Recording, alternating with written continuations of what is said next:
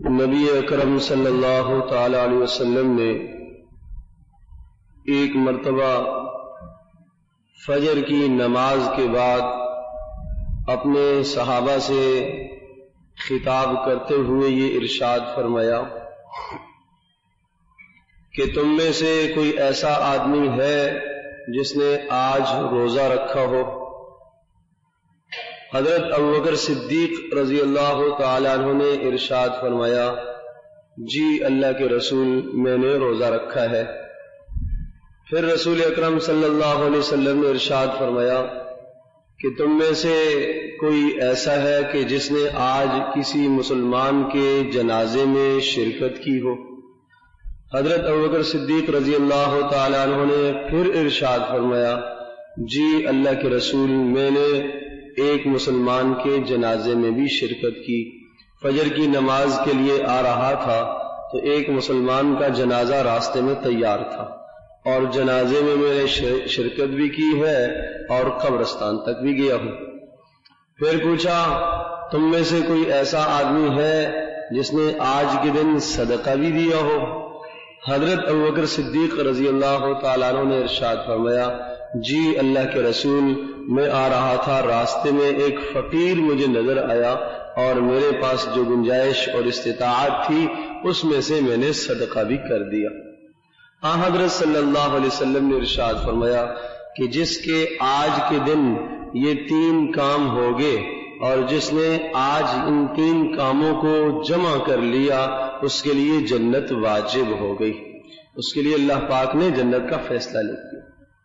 آپ اندازہ کیجئے کہ یہ سوال نبی اکرم صلی اللہ علیہ وسلم کا عشاء کے وقت میں نہیں ہے، مغرب میں نہیں ہے، ظہر میں نہیں ہے، عصر میں نہیں ہے، فجر میں ہے۔ فجر میں تو فجر میں سوال ہے، ابھی ابھی صبح ہوئی ہے اور اللہ تبارک تعالیٰ نے یہ سعادت مندی حضرت ابوبکر صدیق رضی اللہ تعالیٰ عنہ کی قسمت میں لکھی ہوئی تھی کہ انہوں نے یہ تینوں کام کر دیے، تینوں کام کر دیے۔ اللہ اکبر، کہ صدقہ بھی کر دیا اور اسی طرح سے جنازے میں بھی شریک ہو گئے۔ اللہ اکبر۔ تو جن کے نصیبوں میں خیر کی باتیں لکھی ہوئی ہوا کرتی ہیں، اللہ تبارک تعالی ان کو ان خیر کے کاموں کی توفیق بھی دیا کرتے۔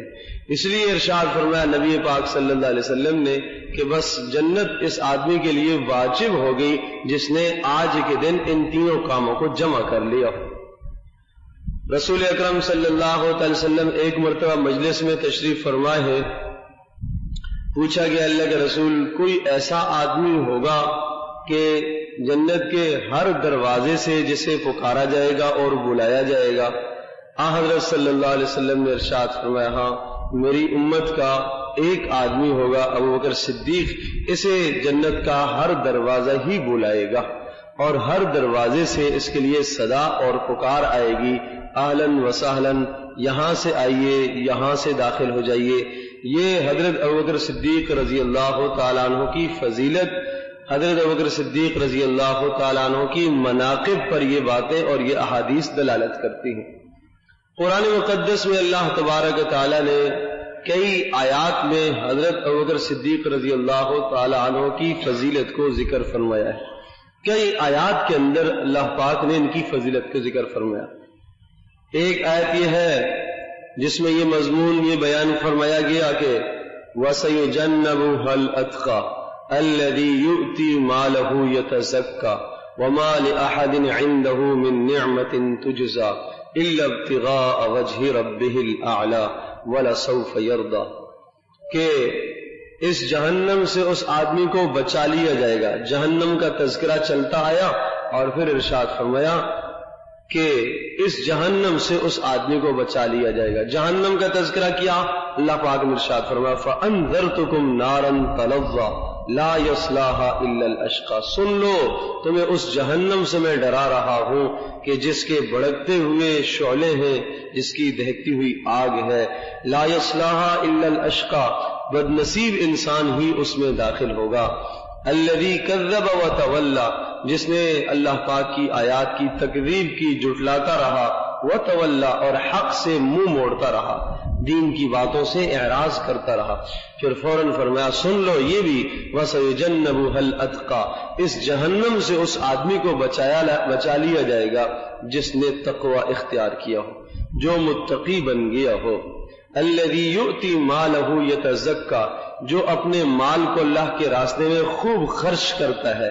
اس لیے خرچ کرتا ہے تاکہ اس کا دل پاک ہو جائے، تاکہ اس کے دل سے دنیا کی محبت زائل ہو جائے، ختم ہو جائے، تاکہ اس کے دل سے مال کی محبت نکل جائے. اس لیے یہ مال اللہ کے راستے میں لوٹاتا ہے، اس لیے اللہ کے راستے میں خرچ کرتا ہے. مفسرین نے لکھا ہے کہ اس آیت کے سے مراد حضرت ابوبکر صدیق رضی اللہ تعالیٰ عنہ ہیں. گو کہ آیت کے اندر عموم ہے، جو بھی آدمی ایسا کرے گا اس کو یہ فضیلت اللہ پاک عطا فرمائیں گے ہی، لیکن پہلے جو مصداق ہے وہ حضرت ابوبکر صدیق رضی اللہ تعالیٰ عنہ.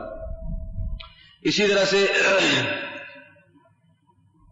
سورۃ التوبہ کے اندر ایک آیت ہے جس آیت میں اللہ پاک نے یہ مضمون ذکر کیا إِلَّا تَنْصُرُوهُ فَقَدْ نَصَرَهُ اللَّهُ إِذْ أَخْرَجَهُ الَّذِينَ كَفَرُوا ثَانِيَ اثْنَيْنِ إِذْ هُمَا فِي الْغَارِ إِذْ يَقُولُ لِصَاحِبِهِ لَا تَحْزَنْ إِنَّ اللَّهَ مَعَنَا. ٹھیک ہے، اگر تم نبی کی مدد نہیں کرتے ہو تو اللہ نے اس کی مدد کی ہے، اللہ نے اس کی مدد کی ہے، اور اللہ تبارک تعالیٰ نے اس کی مدد کے لیے ایک ایسے رفیق کا، ایسے دوست کا انتخاب کیا ہے جو ثانی اثنین اذ ہما فی الغار، جو غار میں بھی اس کے ساتھ رہا ہے، جو غار میں بھی اس کے ساتھ رہا ہے. اذ اخرجہ الذین کفروا، جب نبی کو کافروں نے مکہ مکرمہ سے نکال دیا تھا تو یہ آدمی ساتھ تھا، اس نے اس کی مدد کی ہے. اگر تم مدد نہیں کرتے ہو تو نہ کرو. یہ آدمی نبی کے ساتھ ہے، اور پوری امت کا اتفاق ہے کہ اس آیت سے مراد حضرت ابوبکر صدیق رضی اللہ تعالی عنہ ہی ہیں. ان سے چنانچہ پوچھا گیا تو انتہائی تواضع سے، عاجزی سے ارشاد فرمایا جی ہاں یہ میرے بارے میں ہی اتری تھی. پوچھا گیا کہ کیا اس آیت سے آپ مراد ہیں؟ تو ارشاد فرمایا جی ہاں، بس اللہ کا فضل ہے، یہ اللہ نے میرے بارے میں ہی فرمایا ہے. اور حضرت عمر بن خطاب رضی اللہ تعالیٰ عنہ نے حضرت صلی اللہ علیہ وسلم کے انتقال کے بعد یہ ارشاد فرمایا تھا، اور جب بات یہ چلی تھی کہ نبی اکرم صلی اللہ علیہ وسلم کا جانشین کون ہوگا، حضرت صلی اللہ علیہ وسلم کا خلیفہ کون ہوگا، تو حضرت عمر بن خطاب رضی اللہ تعالیٰ عنہ کھڑے ہوئے اور انہوں نے ایک تقریر ارشاد فرمائی. اور اس تقریر کا جو مضمون تھا، اس مضمون میں انہوں نے نبی پاک صلی اللہ علیہ وسلم کے دین کی اہمیت کو ذکر فرمایا، اور اسی طرح سے ہجرت کرنے والوں کے فضائل کو بھی ذکر فرمایا. اور اس کے بعد یہ ارشاد فرمایا کہ دیکھو میں تو یہ سمجھتا ہوں کہ حضرت صلی اللہ علیہ وسلم کے اس دنیا سے پردہ فرما جانے کے بعد نبی پاک صلی اللہ علیہ وسلم کے جو سب سے پہلے جان نشین ہیں وہ ابوبکر صدیق رضی اللہ تعالیٰ عنہ ہیں. اور ارشاد فرمایا یہ بات میں ایسے نہیں کہتا ہوں، بلکہ قرآن مجید کی اسی آیت کو پیش کیا جس آیت کی تلاوت میں نے کی ہے، اسی آیت کو انہوں نے پیش کیا. انہوں نے فرمایا کہ دیکھو اللہ تبارک و تعالیٰ نے یہ ارشاد فرمایا اذ ہما فی الغار، یہ دونوں غار کے ساتھی ہیں. ابوبکر صدیق رضی اللہ تعالیٰ عنہ کے متعلق ارشاد فرمایا، کس نے کہا؟ حضرت عمر نے لوگوں کے سامنے مجمع میں خطاب کیا کہ ان کے متعلق اللہ نے یہ ارشاد فرمایا کہ یہ نبی کے ساتھی ہیں، غار والے ہیں. اذ یقول لصاحبہ، اور غار میں جب نبی اپنے ساتھی سے کہہ رہا تھا، اپنے صاحب سے یہ کہہ رہا تھا. کون صاحب ہے؟ صاحب سے مراد ابوبکر صدیق ہی ہے. اور کیا کہہ رہا تھا نبی؟ لا تحزن ان اللہ معنا، آپ غم نہ کیجئے اللہ پاک ہمارے ساتھ ہے. تو فرمایا کہ نبی نے انہیں اپنے ساتھ شریک کیا ہے کہ اللہ پاک ہمارے ساتھ ہے، آپ غم نہ کیجئے، آپ پریشان نہ ہوئیے، اللہ ہمارے ساتھ ہے. موسیٰ علیہ السلام کے سامنے جب لشکر آ گیا، پیچھے لشکر آ گیا فرعون کا، اور سامنے غرق ہونے کے مناظر ہیں، سامنے جو ہے وہ دریا ہے، پانی ہے، ٹھاٹھے مارتا ہوا سمندر دریا جا رہا ہے. کیفیت یہ آئی کہ اب کیا کیا جائے؟ قوم نے کہا انا لمدرکون، موسیٰ ہم تو پکڑے گئے، پیچھے تو فرعون ہے، سامنے پانی ہے، آگے جائیں گے تو پانی میں ڈوبیں گے، پیچھے مڑتے ہیں تو فرعون کا لاؤ اور لشکر کھڑا ہے، ہم تو مارے گے.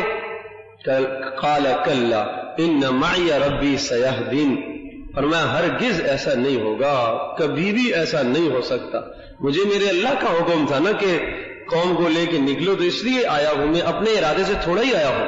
آپ غم نہ کیجئے، اللہ تبارک و تعالیٰ مجھے رہنمائی دے گا، ضرور مجھے ضرور راستہ بتائے گا. موسیٰ علیہ السلام نے یہ جملہ ارشاد فرمایا تھا کہ کلا ان معی ربی سیہدین، میرا رب میرے ساتھ ہے، میرا رب میرے ساتھ ہے.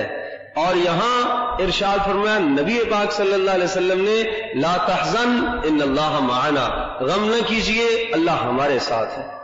گویا کہ موسیٰ علیہ السلام نے یہ ارشاد فرمایا تھا کہ اللہ میرے ساتھ ہے، ساتھ کسی اور کو شریک نہیں کیا. رسول پاک صلی اللہ علیہ وسلم نے اس معیت میں حضرت ابوبکر صدیق رضی اللہ تعالیٰ کو شریک فرمایا ان اللہ معنا، اللہ ہمارے ساتھ ہے، آپ کے ساتھ بھی ہے میرے ساتھ بھی ہے، آپ غم نہ کیجیے. تو فرمایا کہ یہ کون کہہ رہے ہیں؟ بتا رہے ہیں حضرت عمر بن خطاب بتا رہے ہیں. فرمایا کہ دیکھو جس آدمی کے یہ فضائل ہیں، جس آدمی کے یہ مناقب ہیں، وہ نبی پاک صلی اللہ علیہ وسلم کا حقیقی اور صحیح معنوں میں جانشین بنے گا. اور فرمایا اذ یقول لصاحبہ، کہ نبی نے جب یہ کہا، قرآن یہ کہہ رہا ہے کہ اذ یقول لصاحبہ، اپنے ساتھی سے رسول پاک صلی اللہ علیہ وسلم کہہ رہے ہیں. اور ساتھی وہی ہوتا ہے جو آدمی کا نائب اور قائم مقام ہوا کرتا ہے. لہذا میری تو یہ رائے ہے کہ ابوبکر صدیق رضی اللہ تعالیٰ عنہ کے ہاتھ پہ بیعت کی جائے، اور یہی استحقاق خلافت رکھتے ہیں اور خلافت کے مستحق یہی ہیں. لہذا ہمیں بغیر کسی چو اور چرا کے اس مسئلے کو تسلیم کر لینا چاہیے. حضرت عمر رضی اللہ تعالیٰ عنہ آگے بڑھے اور ہاتھ پہ بیعت کر لی اور ارشاد فرمایا میں تو ان کو اپنا امیر مانتا ہوں. حضرت عمر بن خطاب رضی اللہ تعالیٰ عنہ کا یہ کہنا تھا کہ انصار صحابہ اور مہاجرین صحابہ سارے کے سارے بیعت کے لیے آگے ٹوٹ پڑے، سارے آگے سب نے تسلیم کر لیا کہ ہاں بھائی حضرت عمر بن خطاب بھی جو کہہ رہے ہیں، اور واقعتاً بات بھی یہی ہے کہ یہی استحقاق رکھتے ہیں. نبی پاک صلی اللہ علیہ وسلم کے زمانے میں 17 نمازیں انہوں نے پڑھائی ہیں. آپ علیہ الصلوۃ والسلام کے مصلی پر کھڑے ہو کر 17 نمازیں آپ علیہ الصلوۃ والسلام کی حیات طیبہ میں پڑھائی.